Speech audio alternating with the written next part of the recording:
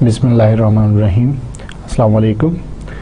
Today we are going to start with the lecture number 6, and the title of this lecture is Machine Instruction Characteristics. Before going to start this lecture, I would like to have a review for the previous lecture. In our previous lecture, we focused on the memory access. There we discussed two memory access methods.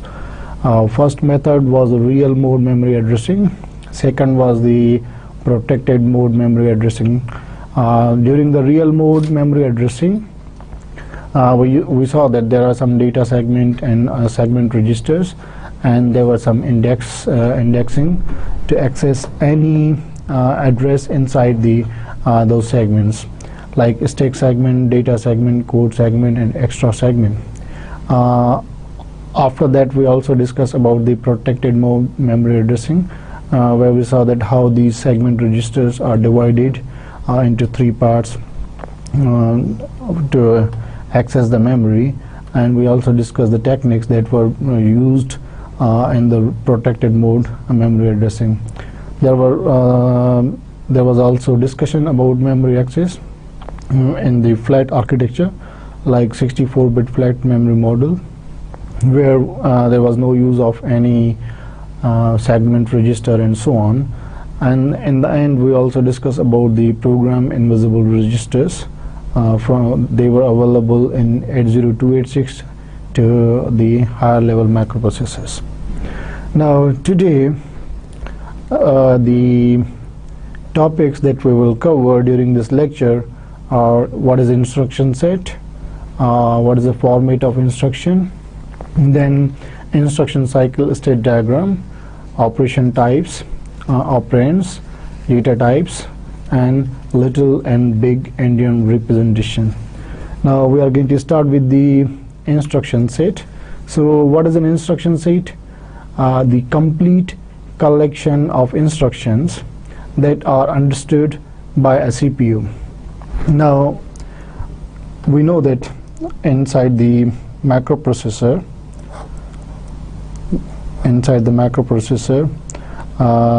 only machine code can be executed here over this machine. Then we have the assembly and so on. So we use assemblers. So assembler converts it into the machine code. The code is converted into the machine code and so on.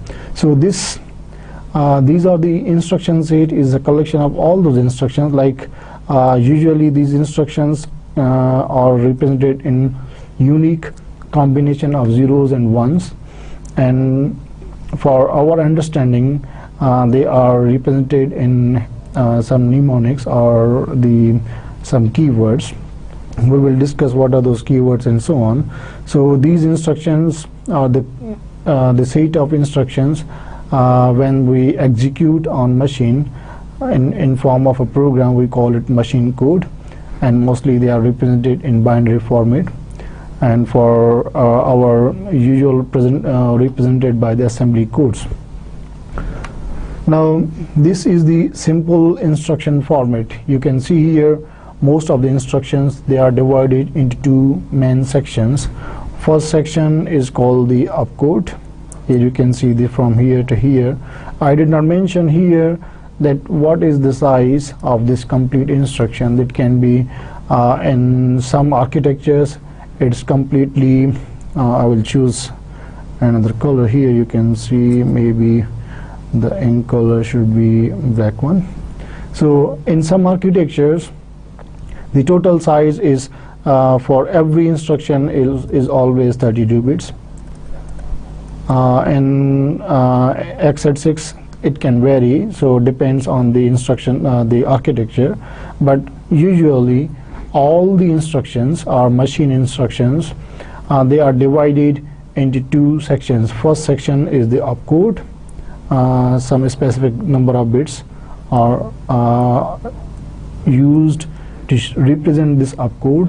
Then we have operands, and we have addresses. So there can be multiple operands, 1, 2, or 3 operands, and there can be addresses or some constants or the combination. So instruction is divided into two fields, and it corresponds to the basic element of the instruction. And each instruction, because there can be multiple instructions inside the program, so each instruction, when it is being executed, it is first read inside the instruction register, then it is being sent towards the machine and is being executed. So before going to decode and performing other operations, instruction register is the first register that receives these instructions, and the CPU must be able to extract the data from the various instruction fields to perform the required operation. So whatsoever the instruction that we are going to execute inside the macroprocessor, first macroprocessor will read this instruction into the instruction pointer, inside the instruction pointer, and as I told you, this complete all the instructions or all the machine instructions, they have unique combination of zeros and ones. So when a unique combination, whatsoever the combination is, it just comes to the macroprocessor, then macroprocessor understands that what type of operation for this unique combination is. So it will perform that type of operation inside itself.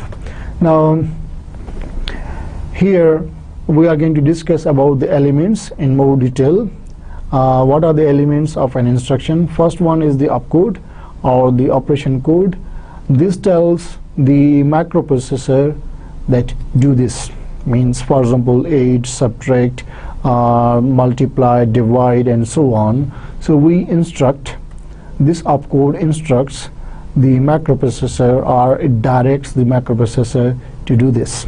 Okay, so it specifies the operation to be performed. As I told you, there are different operations. We will discuss these operations in much more detail. Then there are source operand references, source operands. So there can be source and the destination operands, or source or result operands, whatsoever. Now opcode tells the microprocessor to do this, but on what this action should be performed. So this is shown in the source operand, that operation is going to be performed on this. Like for example, we can use multiple registers. If we want to add, we can add two registers. We can add constant with the register. We can add something on this register. If we want to multiply, then we can multiply registers. If we want to subtract, we can subtract immediate value like the constant from the register, and so on. So these are the source operand references that do this to this, means we will define something on which the operation will be performed. So this area or these type of operands define the source on which the operation will be performed. So the operation may involve one or more source operands. So these source operands can be registers, constants, addresses, and etc. So that is operands that are input for the operation. These operands are input on which the operation will be performed, and the output are the result operand references. So these are the references, or that is the place, that is the direction, that is the indication, or that is the pointer where the answer will be put, or where the answer will be stored. So the operation may produce result, and that result will be stored that in that result operand reference. Now next instruction reference, it means that when this instruction has completed its execution, then this is the implicit operation of the macroprocessor. Then it just automatically computes that what should be the next address to be executed. So it tells the CPU where to fetch the next instruction after the execution of the current instruction, when its execution is complete. Now what is the location of all these operands? Means from where we can get these operands. Where are those operands? And either they are in memory, either they are in registers or whatsoever. So we have to discuss that including source and result operands, references, they can be found inside these 4 places. The first place that the operand can be can be found inside main memory or inside the virtual memory, or the operand can be either source or result operand can be a processor register. As we discussed, there are multiple processor registers like AX, EAX, RAX, and these are the different names for 16, 32, and 64-bit accumulator register. Similarly, B, C, and D, and so on. There are different other registers. So, if we want to perform any operation, so one of the source operand can be a processor register, or it can be stored, or it can be any value from the main or virtual memory, and so on. So this processor register contains registers that can be used by machine instructions. The third place where we can find these source or result operands are immediate. Immediate means they can be in the form of these values or something placed inside the instruction. So immediate is the operand value that is being contained when the instruction is being executed. For example, if we want to execute or if we want to perform any operation, for example addition or subtraction or something, we will mention the source operands like this one. There is some value, hexadecimal value, for example 21 or something. Here is some register R1, R2, or this is arbitrary name, we can use R1 and so on. So some architectures R1 is also a register, but we are not discussing right now. We assume this is one register and this is constant, or there are some instruction like add and so on. So I'm not discussing in more detail about these instructions at this point. So there it is possible that inside the instruction we immediately represent the value, and this value, the operation will be performed on that value, and so on. So the third place where the operands can be found, either the source or result operand references can be found, are the input and output devices. So the instruction specifies the I/O module, and which I/O module we want to use, or from where we want to fetch the operand, or from where we want to receive the operand, or from to where we can send the results. So first we specify the I/O module and a device, but if memory mapped, then just rather main or virtual memory addresses. So there's a memory mapping system, how to map memory between the main memory and the I/O and so on. So these are the 4 main places where our source and result operands can be found. So now we will discuss about the instruction length. What is the length of the instruction? Either it is 32 bits or 16 bits or whatsoever. So this instruction length is affected by, and it also affects the memory size. For example, if the instruction length is variable, like all the instruction can vary from 8-bit to 32 or 64 bits and so on. So if they are not fixed, then it will increase the memory consumption, or it will increase the number of, if the number of instructions are like 20 and each instruction varies, like they can be 64 bits and so on, so they will occupy more memory size.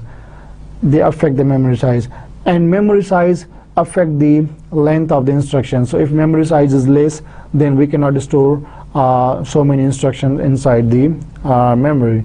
Memory organization is also affected, and the instruction length also affect the memory organization. We will study about the memory organization, like the addressing techniques. So memory organization is how we can access memory, how we can refer memory location. If the instruction has fixed length, we know that what are the operations that will be performed inside the instruction. If it has a specific format, fixed length, then we can have few addressing modes and so on. But if it is variable length and there can be multiple operands, not a specific format, but they have multiple operands and so on, so the addressing modes will increase. So it is possible, it's obvious that it affects the memory organization. We will discuss that the architecture that we are going to discuss in this subject, like x86, there are so many addressing modes or addressing mechanisms, how to address the operands, and that is the reason because the length of this instruction is not fixed. It can be either 16 bits, 32 or 64 bit, depends on the number of operands inside the instruction. Also, it affects the bus structure, like the width, because if the length of instruction is less, we cannot fully utilize the bus structure. If the length of instruction is larger, then we are overburdening the bus structure. We have to perform multiple cycles to complete the execution of single instruction. The main and important thing is here the CPU complexity. If we want to make CPU more simplified, then we have to fix this instruction length. Otherwise, if it is variable like 16, 32 or 64 bits and so on, so it will increase the complexity inside the central processor unit or the microprocessor. Also the CPU speed, because there are so many addressing mechanisms, there are so many mechanisms to access memory, there are so many mechanisms, ways to perform execution on different formats and so on. So if there is a fixed format, then CPU can perform a speedy operation. Otherwise, if there are multiple instructions, then they will compromise the speed of the microprocessor. So there is a trade-off between powerful instruction set and saving space. There's a trade-off between these two. Now, how this trade-off has been minimized or tried to be, the companies are trying to, they are going to produce evolving the instruction set since the day one. Now here is the instruction cycle state diagram. This instruction cycle state diagram shows all the possible steps from initial instruction when we fetch instruction from the memory and its complete execution. What are these steps? What are the steps through which instruction passes and completes its execution? For example, the first step is instruction fetch step. Here you can see we have instruction fetch step. This is the first step. From here everything starts. So this instruction is fetched from the code segment or some code area. We fetch one instruction. So instruction operation decoding. So here we decode. After fetching, we put this instruction inside the instruction pointer, register and so on. And then what we do, we decode the instruction. We decode this whole instruction. What we decode, decode the instruction operation, and the next step is address calculation, operand address calculation. So this is the third step, fetch, then instruction operation decode, what type of operation this instruction will perform. Then the third step is the operand address calculation. This operand address calculation is called the addressing mode, means how we are going to address, how we are going to find out, how we are going to access the operands. These operands can be stored either in main memory, in registers, from I/O and so on. So it depends how that instruction is going to address or access the operands. So operand address is calculated. Then what we have to do, next step is to fetch the operands. Now we are going to fetch whatsoever the values are there, whatsoever the values are stored in on those either in memory locations, either in registers, either the value from input devices, and so on. So we fetch operands. It's possible that there are multiple operands, as we discussed in the first few slides. There can be multiple operands. So we fetch those operands and then perform we will just move here to perform the data operation. After fetching all those operands, we perform the operation. The operation was decided in this step, that what operation will be performed. So after decision that after making the decision that which operation will be performed, we fetch all those operands and then we perform the operation. So data operation will be performed here. After performing data operations, operand address is calculated. Now this operand address is the result operand address, where the result will be transferred or where the result will be stored. It's possible that we are going to store somewhere else, for example in register, at memory location, or it may be output device, etc. So we will calculate the result of result and will calculate the address from the instruction that where this result should be transferred. So if we successfully calculated the address, now the next step is to store operand, to send the value or the result to that location. After that, return for the string or vector data. For example, if we want to perform some operation on the arrays or some string and so on, so this operation will not complete until we continue the whole process and so on. Or if the instruction instruction has completed its execution, then we will move towards the next step. That is the last step, is called the instruction address calculation. So this instruction address calculation is the process to fetch the next instruction that is to be executed. So this is the complete cycle diagram or instruction cycle state diagram, which shows all the possible states to execute an instruction. Now here you can see how instructions are represented inside the computer. Within a computer or in the machine code, each instruction is represented by the sequence of bits, and it has a unique bit pattern. As I told you in the first few slides, that each instruction in the machine code or in the instruction set within a computer has unique bit pattern, and they are represented in form of the sequence of bits, and they have unique bit pattern. No two instructions, whatsoever their possible combinations, whatsoever their possible operands can be, but they cannot have same bit pattern. For example, 0 0 1 0 1 0 1 0 and so on.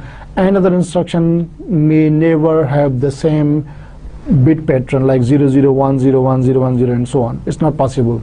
Otherwise it will be confusing for the microprocessor that which operation should be performed. So every instruction has a unique bit pattern. For human consumption, for our understanding, what we do, definitely for the programmers, a symbolic representation is used. We use the symbolic representation. It's really hard to memorize or to understand the zeros and ones. So for our understanding, for the programmers especially, for you and so on, all the people who are listening right now, we represent these instructions in a symbolic format. These symbolic representation are called the opcodes, and these opcodes are represented by abbreviations. These, like as I told you, here you can see the example. For example, the add, subtract, multiply, divide, load, store, and so on. So these are the opcodes. These opcodes are used in assembly language or some address instruction set architecture. All the possible instructions where they are mentioned. So these are the codes, or you can say the symbols or symbolic names for all those operations or opcodes inside the instructions. These are some of the abbreviations. and these abbreviations are called the mnemonics, and these of course define the operation. For example, add mentions that it will perform addition, then subtract, it represents that it will perform subtraction. It's obvious. So these mnemonics, the word mnemonic is from the ancient Greek word. It means of memory, something which is related to the it's the MEMORY. Sorry for my poor spelling. So something of memory, something related to the memory. So these opcodes are also called the mnemonics. This M is silent. M is silent, so it will be mnemonics. So you can pronounce mnemonic. And the common example, very common, these are add, subtract, multiply, divide, store. Multiply can have different these symbols or symbolic representation and different architectures and so on. So these operands can also be represented in this way, like the operands which we are going to use. Operands, for example, the source operands and destination operands. So add, A and B, we're using two operands here, A and B. So these two operands will be used inside, shown inside one instruction, A and B. So it will perform addition on A and B.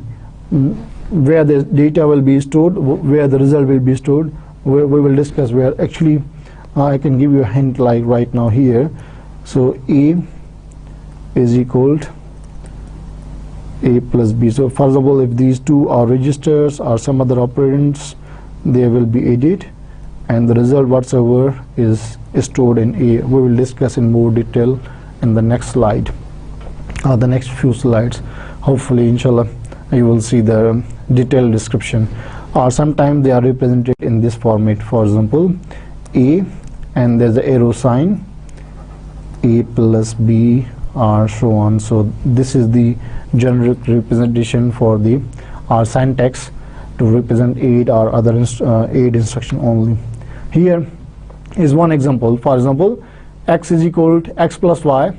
So we assume that variable x and y correspond to location 513 in hexadecimal and 514 in hexadecimal. For example, let's suppose, so there is one memory location, for example, here, and this is 513 in hexadecimal. It has some value xxx, and 514 is in the memory location. It has value y, y, and y, so on. So it shows this memory location shows x, this memory location shows y. So we perform operation by assuming a multiple set of machine instructions. Now these are the two locations where in the main memory, and for example these variables are stored. We want to perform addition operation. What we will do, we will load these two values. What we will do, we will load these two values, like the value of x and value of y. So here first we will load a register with the contents of memory location 513. For example, register A or some other register B or whatsoever, AX or something, and another I will use some very common convention. I'm not going to make it more specific. For example, register 1 will store this value, or register I will store this value of 513 memory location, and the contents of memory location 514 are stored in register RG, RI and RJ. These are the two registers who are loaded with the values of the contents of the memory location 513 and 514.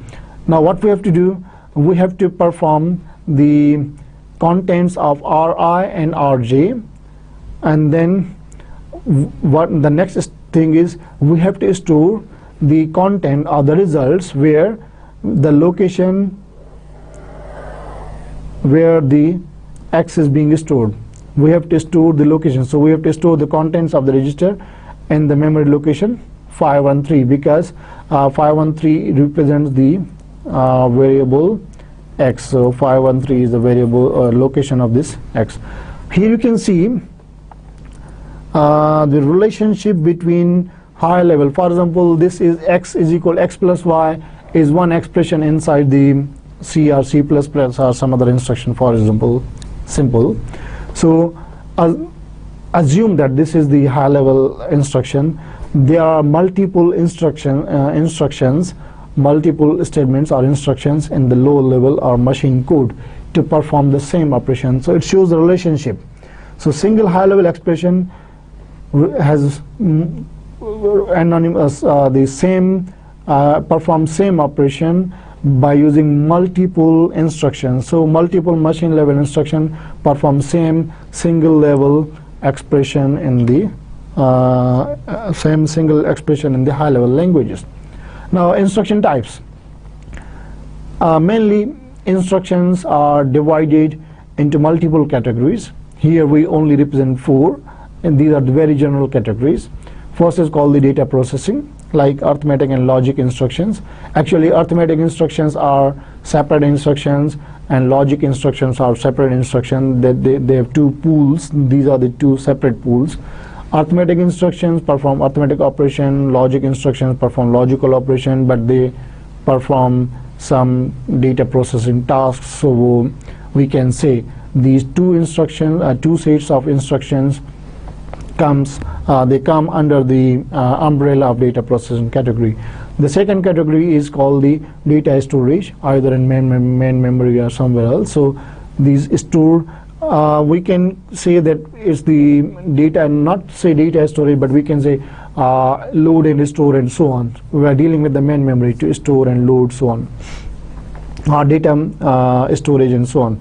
The third category is the data movement to the I/O or input or output devices. So there are moving data. In the previous category, we move data into or out of the register or memory location. And the next category, we are only dealing with the input and output. Here is also movement of data, either from registers to the input output devices, or from input devices to the registers, or maybe to the memory. And the fourth category is more important. It's called the program flow control. As in C++, we use for, while, and other instructions to control the flow, or maybe we can use go to or branch instructions. Here we have again same sort of instructions. These are called the program flow control category.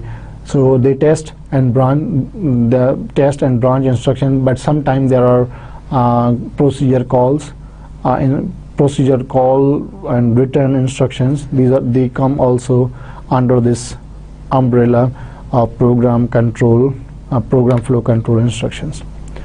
Now here you can see the number of addresses.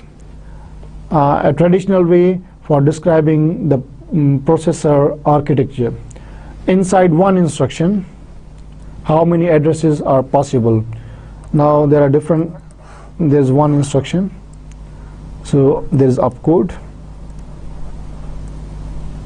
Sorry, still I'm not familiar with this pen. Opcode, and there are operands. Operands are addresses whatsoever.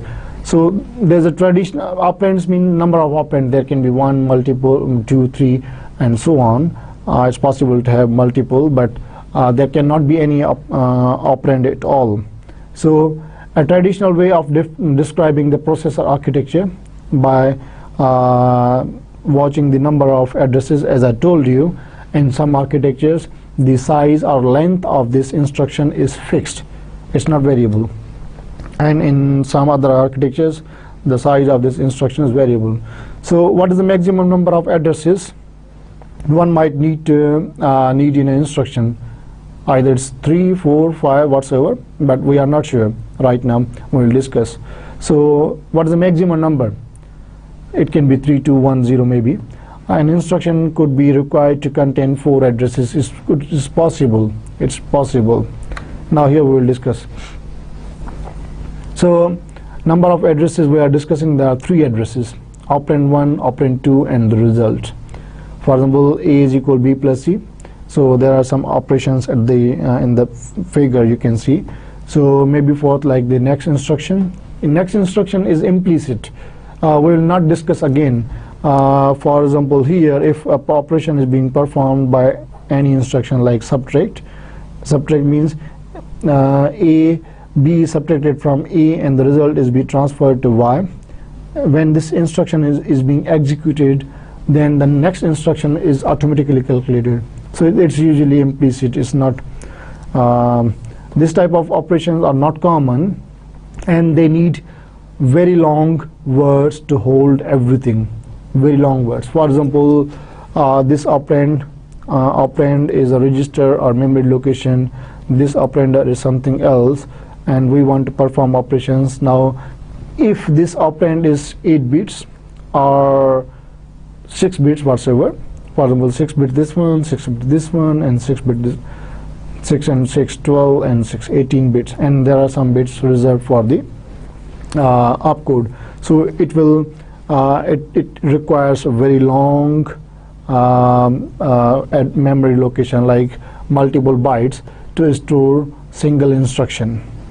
There are some examples of this type of addressing, or the addresses or instructions which use 3 addresses. Like there are examples like subtract, multiply, add, divide. You can see the example that B is subtracted from A in the first example, and the results are transferred to Y. The next one, D is multiply with E, and the product is sent to the stored to the T. Similarly, for the third instruction, T is added with C, and again result is sent to the T. There are some shorthands, like there are some instructions they simplify this one. We will discuss in the next slide. So here you can see all those examples, they contain 3 operands or 3 addresses, where the results will where the operation will be performed and where the result will be. Now we will discuss the second case of the addresses. In previous slide we saw there were 3 addresses to address the operands, but here we will consider the case for the 2 addresses. Now in these type of instruction, only 2 operands are being considered. So one address doubles as operand and result. So it's possible that one, as I told you in the previous slide, that there are some shorthand representations for those instructions. Means there are some instructions which avoid to be which perform the similar operation as in the previous slide, but they need not to have those number of addresses. For example, if I want to write A is equal to A plus B, so we can reduce if we use the 2 addresses, we can reduce the length of the instruction, and it requires some extra work that is done by the processor. For example, if we want to hold the result somewhere else and then transfer to the register and so on, here you can see we need some extra register to hold temporary addresses, temporary results and so on. Here if I write move A to Y, means send the contents of from A whatsoever the value is stored inside the A to Y and so on. Similarly, subtract BY means subtract the value of B from Y and again store results in where? In Y. Move DT and so on. Multiply ET, add CT. So contents of C and T are added and the result will be stored again. The same register. So one address doubles. One address is doubled. Like here, address of Y is double, T, T, T, and Y are they are double. They are used as an operand and also as a result. So this is the only case for the 2 addresses. There is another case where only one address is required. There are some categories of instructions where only one address is required. So these are called, this is the it's understood that there is also a second address. For example, These are like accumulator register. It is arithmetic register which hold the values or which hold the results. So these registers are implicitly considered as a second address or second operand and so on, and they are common on early machines. For example, here you can see these type of single address instructions or number of addresses are very common on the early machine, like 8085, 802, 86 and so 8086 or 88 and so on. Here you can see load D means load the contents of D register or maybe some other location or register. For example, assume D is as a register, so its contents will be sent to the accumulator register. Here multiply E, what will happen here? Some registers are considered as a implicit, or the second address is automatically considered, so you don't need to mention, they will be automatically considered, and that register, as I told you, is accumulator. Here the third instruction, add and store whatsoever, you can say load A to AC accumulator, and subtract B B from the accumulator, and again send result to the accumulator. Here for store, Y means store the contents of accumulator to Y. This Y can be address or maybe the any memory location or so on. Similarly, divide and store Y and so on. So this is the case for one address case, where in the instructions only one address is being used. There is also possibility to have zero addresses, means some instructions do not need to have any of the operand. What is the case? Now here you can see 3 or 4 instruction, but here there is one address, second address, there is one address also, there is one address, but here there is one instruction which has no address at all. So zero address means the instruction doesn't use any operand at all. It is understood from the instruction that where the operation will be performed. Only from the opcode we can understand the where this operation should be or is going to be performed. It usually uses the stack. So how we can perform, for example, if we say push A, the contents of A will be sent towards the stack, so A will be stored here. Then we will again say push B and so on. So these are the two push operations, and we know that stack is a LIFO, last in first out, so last in was the B. And now third operation is add. So whatsoever the contents, initial two contents are there, their values will be added and result will be stored here. So what we say pop C. Pop C means whatsoever the value is here, it will be read. This value was computed by the add instruction, which is here the third instruction, and the fourth instruction will retrieve this value, and this value will be stored in the C. So this is a case where we do not consider any address at all inside the instruction. This is the summary of all these cases, like 3 addresses, number of addresses 2, 1 and 0. Here OP is the opcode, so it can be any opcode. A, B, C, these are memory or register locations whatsoever. T minus 1, second element of the stack, means which we want to access.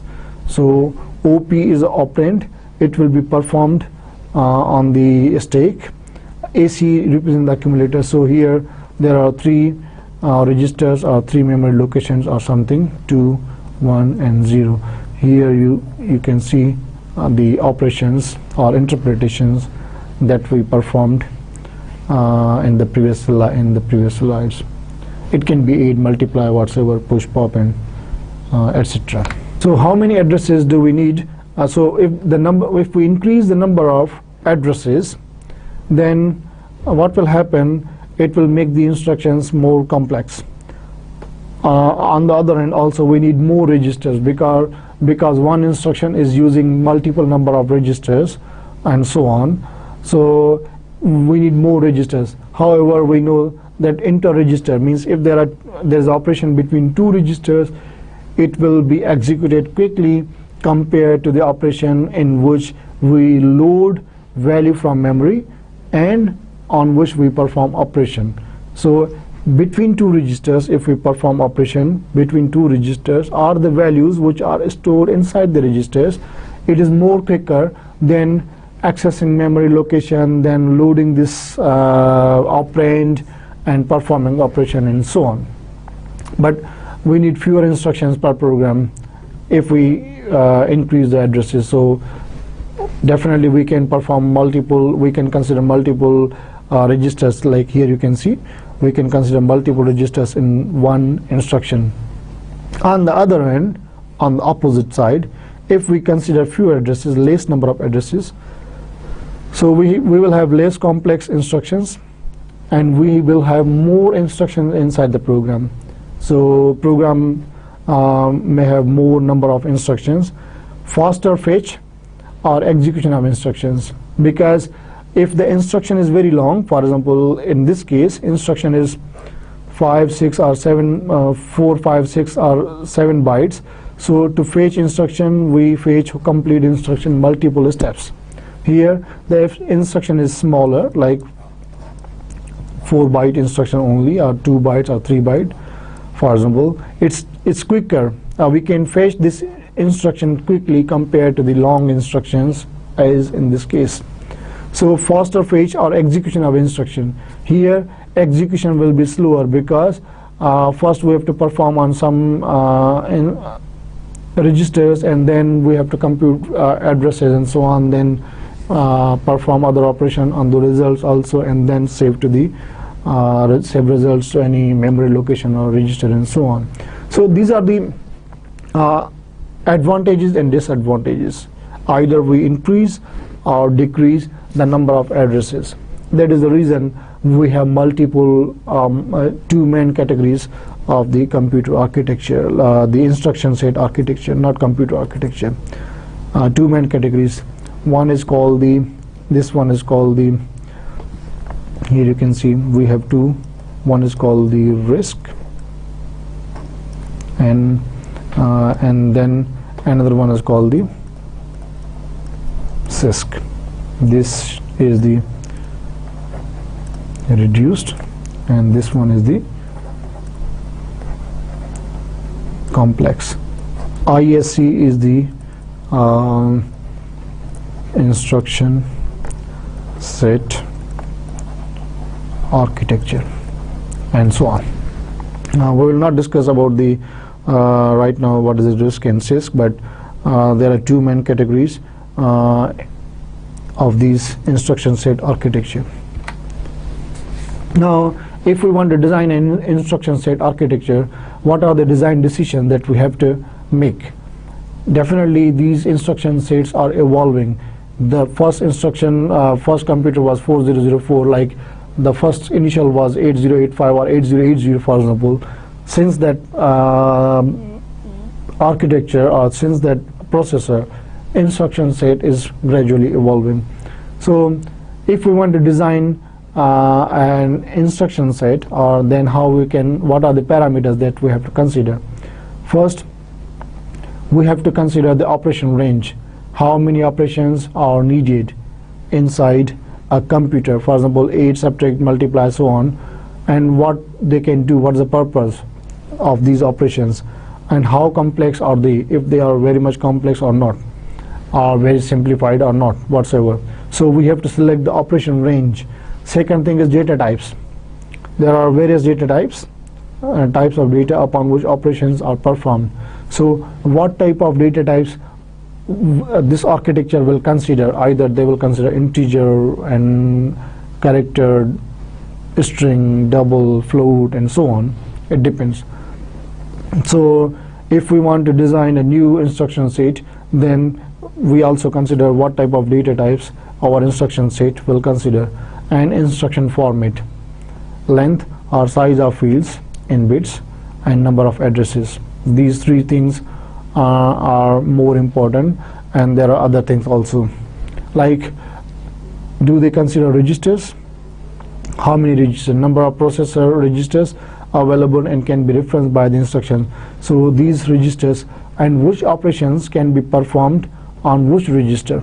So we have to decide. For example, the results are automatically stored in accumulator and so on. So which operation will be performed on which register, it should be decided. Addressing modes, as I told you in the starting slides, that we will discuss addressing mode later on. We will have 2 complete lectures on addressing modes. We will discuss almost all the addressing modes in the x86 architecture.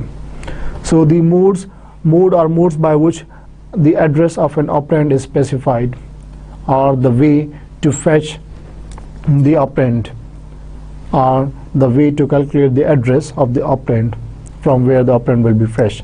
So based on these conditions or these limitations or the design considerations, there are 2 architectures, as I told you, instruction set architectures. One is called the RISC, second one is called the CISC. Now operands, definitely we have used operands, either registers or something whatsoever we can call memory locations. So what are the types of those operands? These can be addresses. Addresses can be immediate, direct, indirect, or static. These can be addresses. We address some memory location and so on. So these addresses are immediately available inside the instruction. Direct addressing, indirect addressing, stack addressing. So these are addresses how we can identify our where our operand is. Numbers, either these can be integer or fixed point, binary or 2's complement, so on. These operands can be a floating point numbers. So they can be sign, significant, exponent, and so on. In the floating point there are 3 parts. And the decimal or packed decimal, like the example is shown here. These operands can be characters like ASCII characters. In the next slide you will see there's 128 printable and control characters. American Standard Code for information interchange, so ASCII code. So this is the American Standard Code. There are 128 printable and the control characters, like if we use A, B, C, D and all these 1, 2, 3 and some special characters, and there is 1 bit for error detection and so on. It is possible to have logical data like bits or flags, or such as boolean 0 and 1, and data structure. These can be the operands. So here we can have numbers. So I think there is one mistake. So here you can have we can remove this one. So the numbers, we can have limit to the magnitude of numbers representable on the machine. For example, we have limited range of the size of the registers and memory location and so on. So we have limited magnitude, and during this inside this magnitude we have to represent the numbers. We have to limit their precision. In the case of floating point, for example, if we use single precision, double precision and so on, so we have to also limit the precision and so on. Rounding, overflow and underflow, these are the some operation that we can perform. Overflow is the output, and underflow is also the some condition or result where this situation can happen. And there are 3 types of numerical data: integer or fixed point, floating point, and decimal, and so on. There are characters. The operands can be characters and so on. So ASCII code can be, we use ASCII code. It's a unique 7-bit pattern, as I told you, and there are 128 characters. 7-bit is 128 to raise power 7, and the 8th bit may be set to 0 or used as a parity bit for error detection. For example, we can detect error by using this bit as a parity bit. Here you can see the bit pattern for the 0, 1, 1, and from here to here 0, 0, 0, 0 up to 1 0 0 1. So 0 0 is equal to 0, 1 0 0 1, so it is 9. So from this type of code like 0 1 1 0 1 1 shows from here to here, it shows the digits 9, digit 0 to 9 that are represented in binary equivalents. So like from 0 0 to 1 0 0 1 in the rightmost 4 digits in ASCII characters. Here you can see this is the whole ASCII table, and there are 7 bits from B0 to B7 for 0 1 2 3. So here you can see the code, the leftmost 3 bits are 0 0 1 1, these left 3 bits, and for 0 these rightmost 4 bits are 0 0 0 and so on. And so this is the way these characters are represented. So this information or operands can be characters. x86, these Intel architectures, they can have data types of 8-bit byte, 16-bit word, 32-bit double word, 64-bit quad word, 128-bit double quad word, and so on. And the addressing is by the 8-bit unit, multiplication of by the divisible by the 4-bit, and so on. And these words do not need to align at even number addresses, so they can be stored at anywhere in the memory. And data is accessed across 32-bit bus in units of double word read at the address divisible by the 4. Now this is a Pentium 2 numerical data format. You can see the word. This is the word is integer words, and there are 10 raised power 4. You can have, they can have is 2-bit long is word, and it is 16 bits. So these are the two. This is the most significant bit, this is the least significant bit.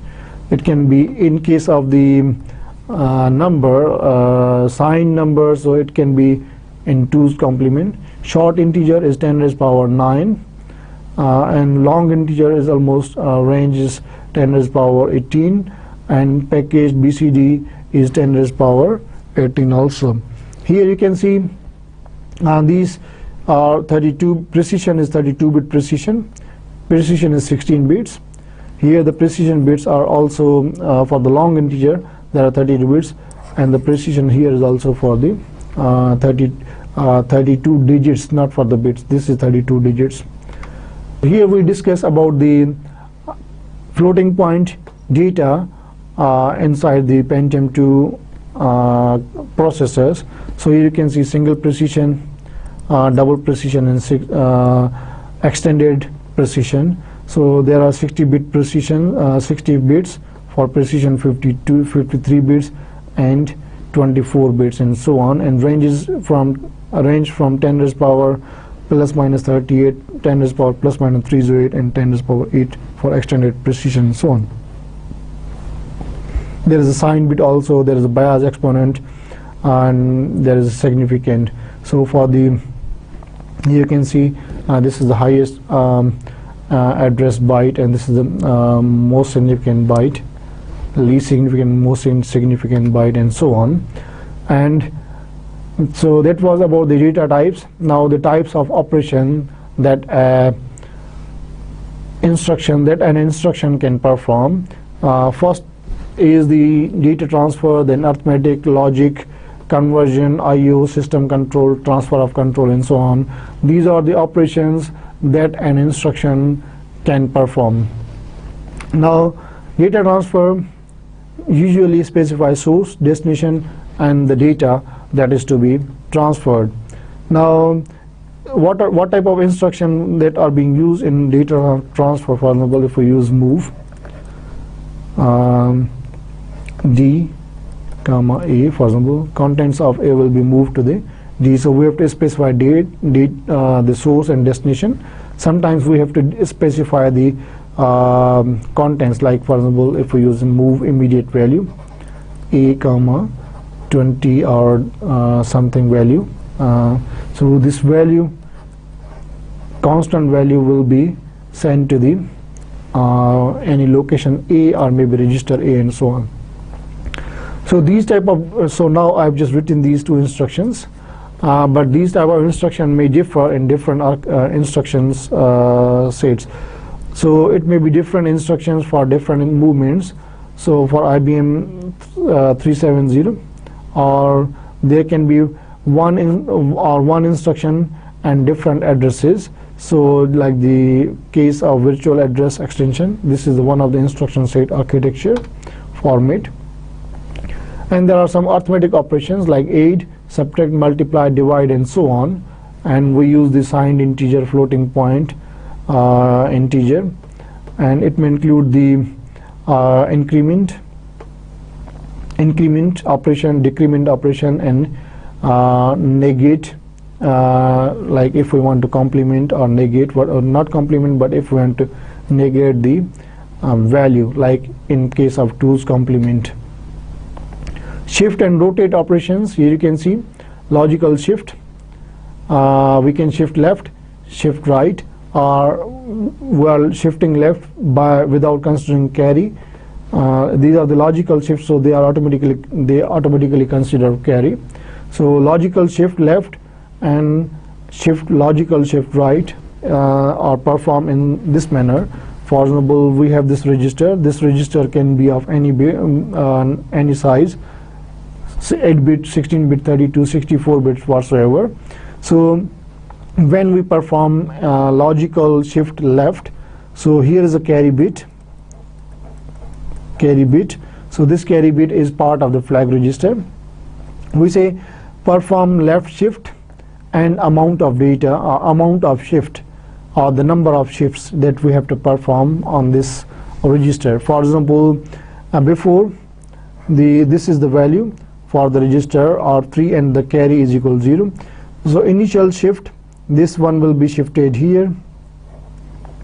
So this one will be, so I can shift right now here. So this 0 will be here inside this one, 1 will be here, and so on and so on and so on. And this 0 will be here for the first shift, second shift, and third shift. In the first shift, this will be the location of all these bits in the R3. This 0 will be transferred into the carry. But in the next shift, what will happen? This one will move here, then this one will come here, this one will come here, 0 will come here, and this 0 will come here, then 1, and in the initial shift 0 will be added here, so this 0 will come here, and in the next shift this another 0 will be added here. So this is the shift operation, left shift, logical left shift. Similarly is the case for the logical shift right. So initially, for example, if we say these are the contents of the register, what will happen? Logical shift right for register R3, and how many times we want to shift? We want to shift 2 times. So 0 will be added in each time at each time when we perform shift operation. So what will happen? Initially, this is the value for the value of the register. So in the first shift, 0 will come here, and new 0 will be added. There will be 0 here, and then we will have 1, 1, 1, and 0, so on. And this 0 will come here. Sorry, this 0 will come here, and 1 come here, and this 1 will be inside the carry. In the next shift operation, what will happen? This 0 will come here, this 0 will come here, this 1 will come here, here, and so on. This 0 will come here, and this 1 inside the carry will be discarded, and this 1 will come here. And this is the 0 which is being added in the next iteration of the right shift. This was the logical shift. Then we will have we also have the arithmetic shift. And arithmetic shift here is obvious. If you want to perform arithmetic shift, whatsoever the leftmost bit is, every time we shift in the in form of arithmetic shift, this bit is repeated again and again. So what will happen here? in the first shift, for example, this 0 will come here and 1 will come here. So 1 was here at the place of this 0. This 0 will come here, and so on. This 0 will be here, and so on. So 1 at this point, 1 at this point, 0 at this point, 0 at this point. This 1 will come here, and this 1 will again repeat itself and it will be here. Now in the next iteration, this 1 will go here, this 0 will come here, and this will 1 1 0 0, and this 1 will be here, shifted to the right, and definitely the leftmost or the most significant bit is here, so it will again be sent to the repeated again and added to the most significant bit place. This is called the arithmetic shift. So arithmetic shift repeats the bit which we are performing, which is at the in case of arithmetic shift right. Similarly the case for the left shift and so on. There is also rotate.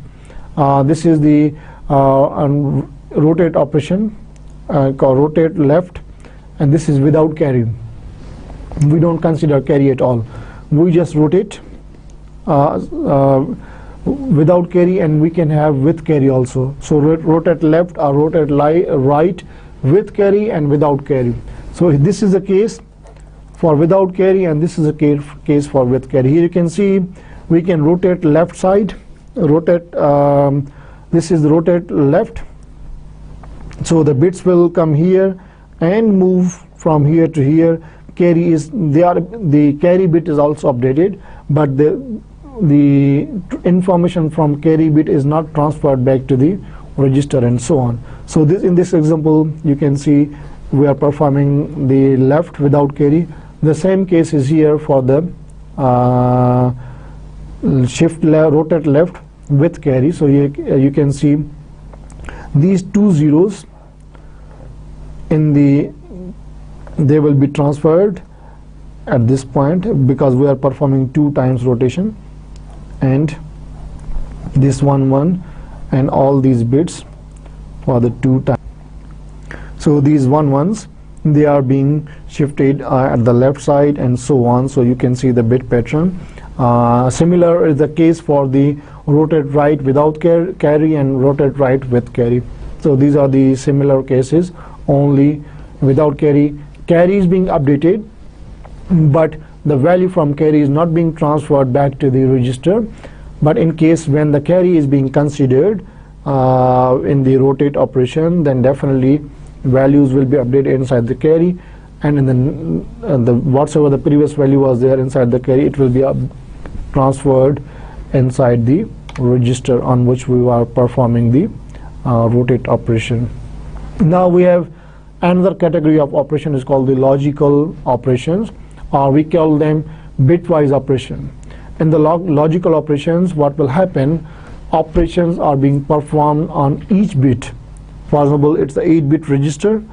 If you want to perform AND operation, OR operation, NOT operation between 2 registers, each bit pair, not whole byte, contain 8 bits. If there are 2 registers, so we have 8-bit pairs.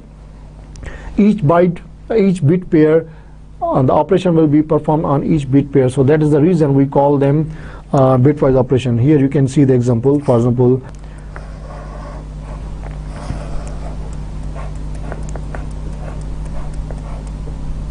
so 1 2 3 4 5 6 7 and 8. Similar is the case for another register. I'm just, for simplicity, I'm going to consider the 8-bit register or 8-bit location whatsoever.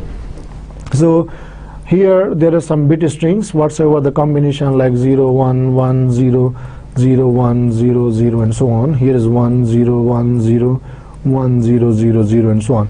If I want to perform AND operation between these two, what will happen? AND will be performed between these pairs. So we know that 0 and 1 is equal 0, 0 and 0 is equal 0, 1 and 1 is equal 1, 0 and 0 is equal. So these are not the ones, but these are the lines. They show that the operation is being performed between these 2 bit pairs, between all these bit pairs and so on. So the operation will be like this one, the result will be like this one, 0 0 0 and 0. So that is the reason they are called the bitwise operations. So if we use test, exclusive, or not, or, and, set, and so on, we are performing operations on bits, okay, complete bits. Conversion, there's another set of instruction. They change the format or operate on the format of data. We can convert from binary to decimal, from decimal to some other format, so we use these conversion category of instructions. Input and output instructions, these are the very specific instructions. They are being used for data movement, like in the memory mapped. Basically they are being used to send or receive data in between the processor and the I/O devices. In case of memory mapped system, so we are only concerned with the memory, and data is being automatically transferred, or communication is being established between the I/O devices and so on. So it may be done by a separate controller that is called the digital dynamic memory access, or DMA, DMA controller, so dynamic memory access controller, and so on. System control is one category of instructions.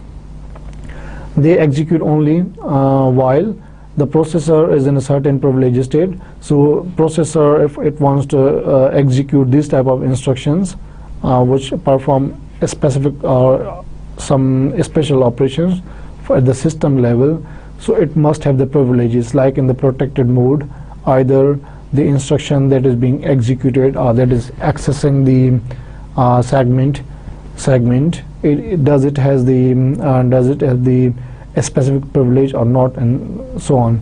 And the processor is executing a program in a special privilege area of memory, and for that purpose CPU needs to be in a specific state. For example, ring 0 is the one state to perform system control in 80386 and plus. And there is also another mode is called the kernel mode. Kernel is the area of the operating system which perform the main tasks of the operating system. So if the CPU is in that mode, it means it can perform system level control or system level execution of system level instructions. So for the use of operating system, these system control are used for the operating system, for the use of operating system purpose and the operations. And there are examples like read or alter the control registers. If you want to read or alter the control registers, which has the control information about the programs, about the states, and so on, or read or modify a storage protection keys, very segments are divided. They have the storage protection key information. If you want to alter that one, that privilege is only available to the operating system. It's not available to anybody, any other program, and so on. But if a CPU wants to perform, then it should have to be in the privilege mode. And there's another example. If you want to access to process control blocks and a multi-programming system, so these are the instructions which you can use if you want to perform all these type of category of operations. So these are called the privilege instructions, which are being used to control the system or system control category. Transfer of control are similarly called branch instructions. These branch instruction, for example, we use go to statement and for while loops and so on. But here are function calls. These are like jump instructions and so on. So we are branching. We are continuing. The program is continuing in a normal sequence. For example, instruction 1, 2, 3, 4, and 5, and 6, and so on. So first instruction is this one. It is being executed. We will move towards the next instruction. Then again we will move to the third instruction. Again we will move to the fourth. But sometimes it will happen we jump from here and go somewhere else and perform execution. So this is called the transfer of control or control transfer. It's possible for the it's done by using the branch. So we branch to x is the location if the result is 0. This is one of the example. Conditional branch instruction, there are unconditional and conditional branch instructions. There are two ways of generating the condition. First thing, most machines provide a 1-bit or multiple bit condition codes, like if the bit is 0, if the result is 0, if the result is less than, we compare two values if the result is less or high, so we see the sign bits and other bits. If the bit condition code, 1-bit or multiple condition code that is set as a result of this operation. So these bits are being used, or either one or multiple bits are being used to perform these operations. So to perform a comparison and specify a branch is the same instruction. And the another category, another example is the subroutine call, or for example the interrupt calls and so on. Here is branch instruction example. For example, subtract x and y, we perform subtraction. Then we say branch if it is equal to 0, branch if subtract result is 0. So this is the memory location. For example, these are the memory locations.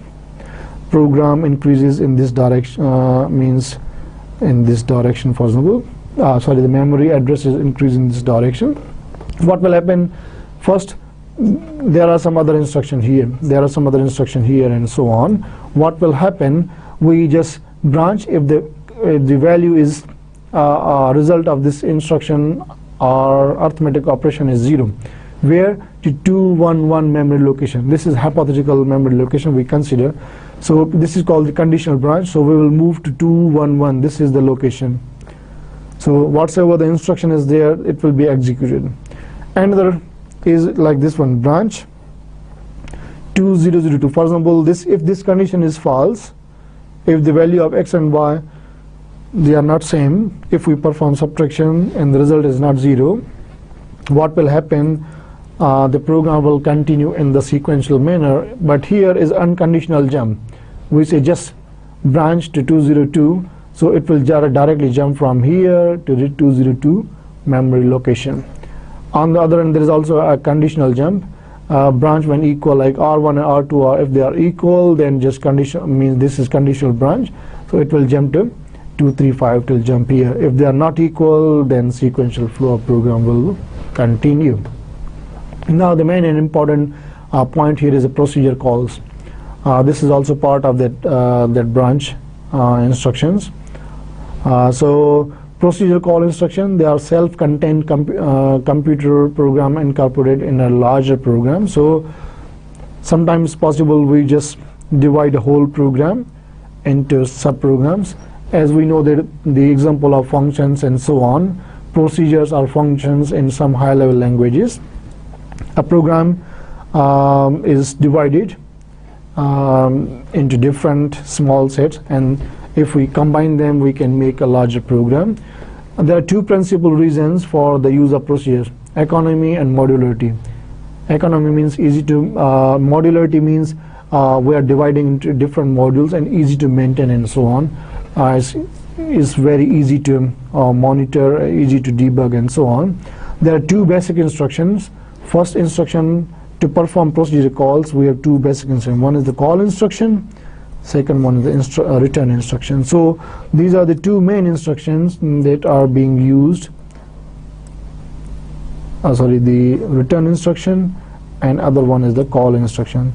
So these are the two. I want to delete, erase this one, erase this one, and this one. So here you can see there are two basic instructions. Call instruction will call that function or transfer the flow control of this program, and return when the procedure will finish its execution. Return instruction will return back to the main program. It will return back to the main program at the point where the call instruction was executed. So the call instruction branch is branching from the present location to the procedure, and the return instruction return from the procedure to the place from which it was called, or the next instruction after the call instruction, and so on. Here you can see the nested procedure is one of the example. So we have a main program here. In main program we are at 4100. we use call. So 4100 we use call instruction. We call procedure 1, and here is the procedure 1.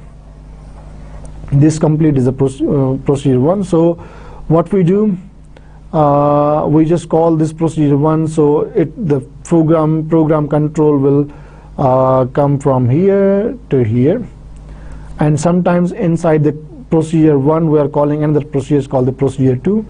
So flow control will be here, from here to here, and we are calling again procedure 2 here. But when procedure 2 will finish its execution, so it can go to the next instruction here, and it can also return back to the when the instruction will complete execution. Now when these two calls of the procedure 2 will complete their execution, then they will return to their next addresses. However, if the procedure 1 completes its execution, then its return instruction will return back to the next instruction. So this is the execution sequence of all these two procedures and a main program. So this is the nested procedure call. Here you will see the main and important point, the usage of stacks. When we call a procedure, then definitely we are breaking a sequence.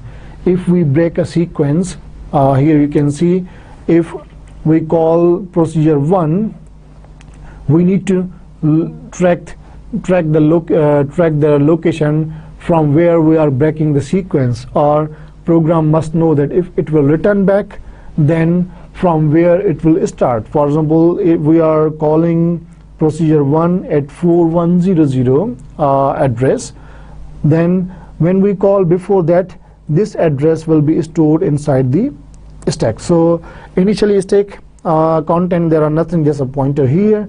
So after call procedure 1, we store 4100. This is the address when the procedure 1 will complete its execution and return instruction inside the procedure 1 is executed. Now next, what will happen here, when we call the procedure 1, there's initially call for the procedure 2 at 4600. So when we call procedure 2 at 4600, the next instruction where control should return back is 4601. So we will keep this address here at this point when we call procedure 2. Again, if this procedure 2 completes its execution, it will return back here by getting this location. So when it will complete, after return, it will take this 4610 and continue its execution. But when it will come to 4650, what will happen? Again, we are calling the procedure 2. So it is called at this location 4650. The next instruction where it should return back is 4651. So here you can see the 4651 address. When we call this procedure 2 and it return instruction is executed, so what will happen? This 4651 will be taken from this stack and the instruction will execute or continue the process from here. However, when the return instruction is called from the procedure 1, means end of the procedure 1, so now we have to return to the main program from where the sequence has been broken. From the next instruction we have to continue. So this next instruction is available after return from the procedure 1. So this is hypothetical use of a stack, but actually the address is not the only thing when we call a procedure. There are so many other data or the values which are being stored inside the stack when we call the procedure. Here we extend the stack, use of a stack. Here you can see P is active when frame stack grows. When we call the E procedure, then there are some x1 and y, x1 and x2, two values which are being used in the P. When we are in the P is active, so we store these variables which are being used inside the P. Now if we call Q, P has called Q, then all the values of P will be stored here, and again the return point is stored here, and the frame pointer will be stored here. There are some pointers that should be stored which are locating some memory location or something here, and also the variables which are being used, they must be stored inside the stack. So we are extending. There's not only one memory location or the next instruction location that should be stored inside the stack. There are some additional information which are required to store. So now we will discuss about the byte order. Byte order is the way or in what order do we read the numbers that occupy more than one byte. For example, we have the number here 1 2 3 4 5 in hexadecimal, and definitely this is 1 2 3 and 4 byte long, and we want to store this hexadecimal value. Definitely we cannot store in 1 byte. We need 4 consecutive bytes to store this 8-digit hexadecimal value. So it will occupy 4 8-bit locations as follows. Like here, address start from 000 00 F00, 1 2 will be stored, then 0 1 3 4 will be stored, 5 6 7 8 and so on. Addresses are increasing here. This is called the most significant byte. This is called the least significant byte. Okay, most significant and least significant byte. Here the most significant byte is stored here, and least, so the addresses are also going in downward direction, but here the least significant byte is stored here. So how can we read? What is the way to store and to read? How to read? Top down or bottom up? Depends how they are being stored. So here comes the concept of little and the big endian.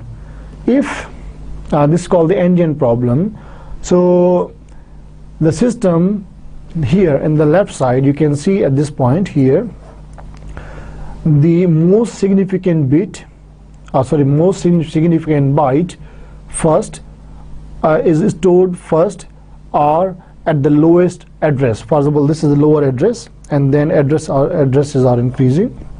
So if the most significant byte is stored at the lower order or lowest address, then this type of endian system is called the big endian. The opposite is for the little endian, when the least significant byte is stored first. The system on this right side, the least significant byte first is stored, or it is stored at the lower address or lowest address. So these are the two systems, little endian and big endian. In the big endian, most significant byte is stored at the lowest address, and in the another little endian, the least significant byte is stored at the lowest address. So why is there any standard, or what is the standard? In Pentium, like x86 or virtual address extension architecture, they use little endian. IBM 370, Motorola like 6800X, and most of the RISC-based machines or architecture, they are big endian. So internet is also big endian. You must know this one, that internet is also big endian, and these it makes writing the internet programs on PC more awkward, because the internet is big endian and the Pentium PCs are all these Intel architecture, most of them, they are little endian. So how this conversion is being performed? The WinSock, like the when data comes to the PC, host internet or internet to host. So this WinSock provides this conversion to convert from little endian to big endian, and from big endian to little endian, when this will happen. So now we are going to summarize. We have discussed about the instruction set. We also discussed about the instruction set format, like there are operations, opcode and operands. These operands can be registers, can be addresses, or can be combination, or can be any immediate value. We also discuss about the instruction state diagram from instruction fetch to the complete instruction execution and calculation of the next address of the next instruction. We also discuss about the operation types, arithmetic, logical, and load, store, and all these shifting, rotating, and all these operations, our types of operands, and we also discuss about the data types, and in the end we also discuss about the little and big endian. So this is end of this lecture, and hope to see you inshallah in the next lecture. Till then, Khuda Hafiz.